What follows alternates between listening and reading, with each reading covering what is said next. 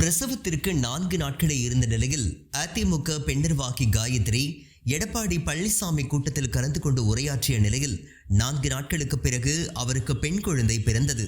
இதனையடுத்து அவரை தொலைபேசியில் தொடர்பு கொண்டு எடப்பாடி பழனிசாமி வாழ்த்து தெரிவித்தார். வியாழக்கிழமை அன்று என்னுடைய பிரசவத்திற்கான தேதி. குழந்தை பிறந்தவுடனே உங்களுடைய கைகளில் வைத்து அந்த குழந்தைக்கு ஒரு பெயர் சூட்ட வேண்டும் என்று என்னுடைய ஆசை. அந்த ஆசையை மட்டும் நிறைவேற்ற வேண்டும் என்று கேட்டுக்கொண்டு நன்றி நன்றி நன்றி. பெருமக்கள் அனைவருக்கும் என்னுடைய நன்றி உரித்தாக்கி. ஐயா காயத்ரி மகாதேவினி வாழ்த்துக்கள். எல்லாருடைய இறைவனுடைய அருளால் லட்சுமியே பிறந்திருக்கிறாங்க. வாழ்த்துக்கள். கண்டிப்பாங்க ஐயா. உங்களுடைய தாயோட வீடு திருமணனுடைய வாழ்த்துக்கள்.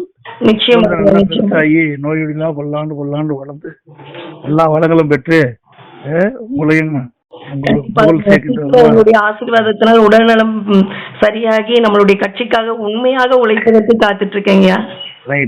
நல்லா நாளை நமதே ஐயா. ஓகே ஐயா, நீங்க வைக்கிற பெயருக்காக தமிழ்நாட்டு மக்கள் அனைவருமே காத்துட்டு இருக்கோம். சரிம்மா, ரைட். வாழ்த்துக்கள்.